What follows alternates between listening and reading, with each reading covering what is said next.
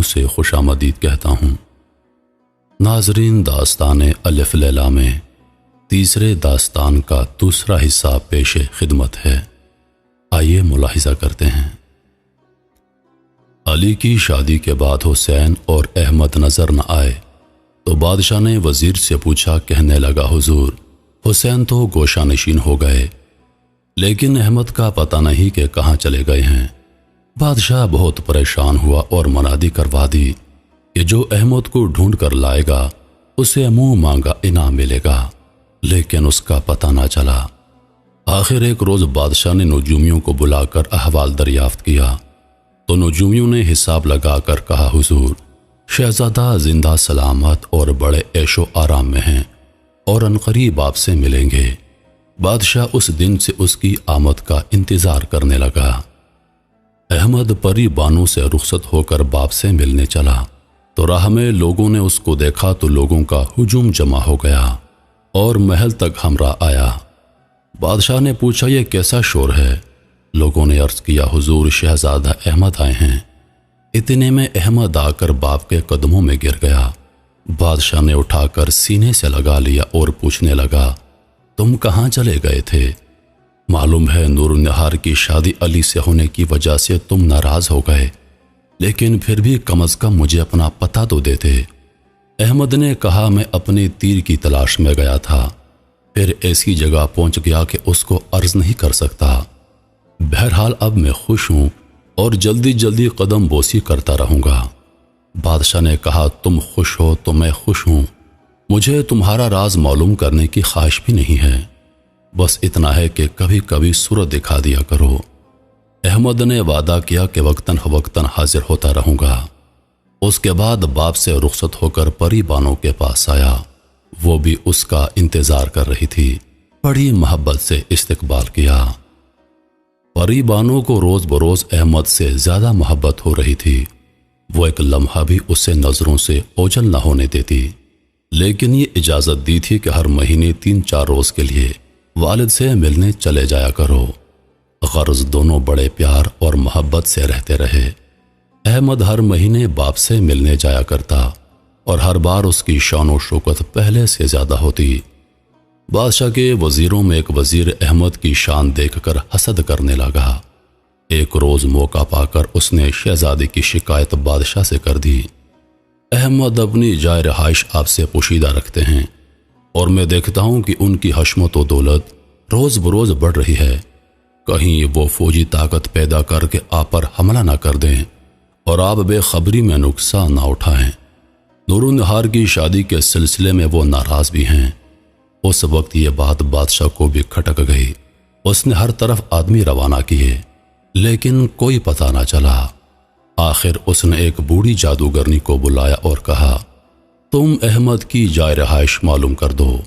جادوگرنی وعدہ کر کے چلی گئی۔ جب احمد کے آنے کا وقت آیا تو وہ منتظر رہی۔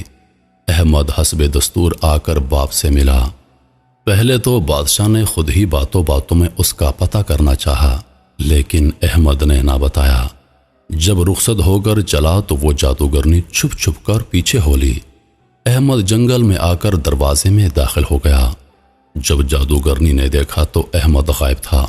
وہ پریشان ہو گئی۔ بات ہی ایسی تھی کہ دروازہ بغیر پری بانو کی مرضی کے کسی کو نظر آنا ممکن نہ تھا۔ وہ جادوگرنی بڑی چالاک تھی۔ اس نے دوسرے مہینے کا انتظار کیا اور جب احمد نکلا تو وہ بیمار بن کر راستے میں پڑ گئی۔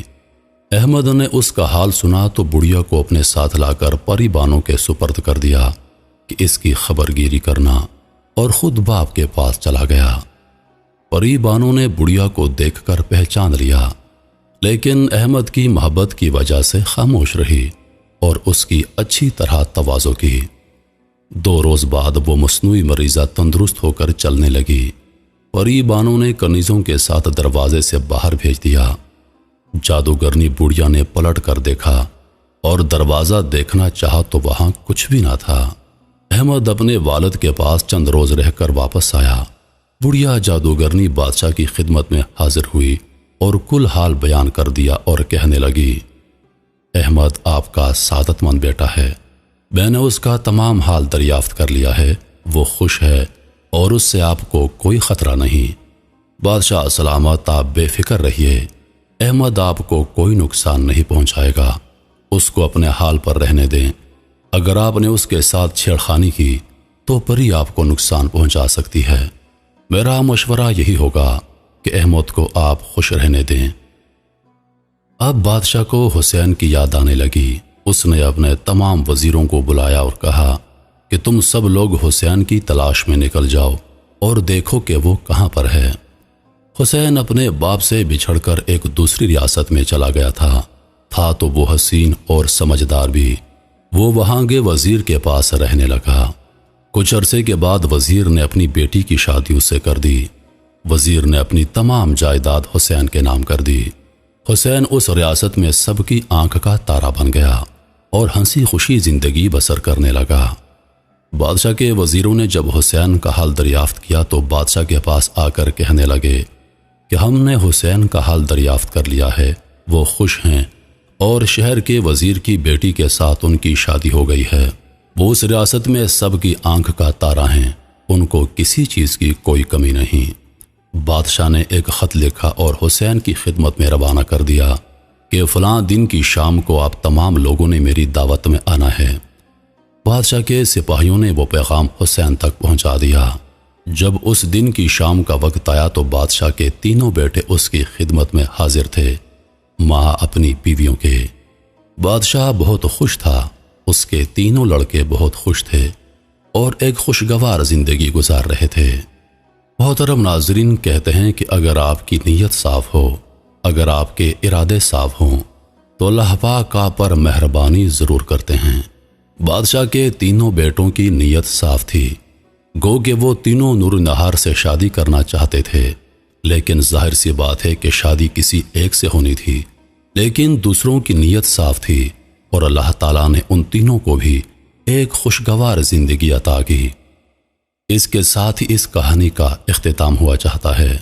اپنی رائے کا اظہار ضرور کیجیے گا کہ الف لیلا کی داستانیں آپ کو کیسی لگتی ہیں۔ انہی لفظوں کے ساتھ میں اجازت چاہوں گا، اس امید کے ساتھ کہ سانسوں نے وفا کی تو اگلی بار ایک اور ویڈیو لے کر آپ کی خدمت میں حاضر ہوں گا۔ تب تک کے لیے خدا حافظ۔ اللہ پاک آپ سب کا حافظ و نگہبان۔ ہنستے رہیے اور ہمیشہ مسکراتے رہیے۔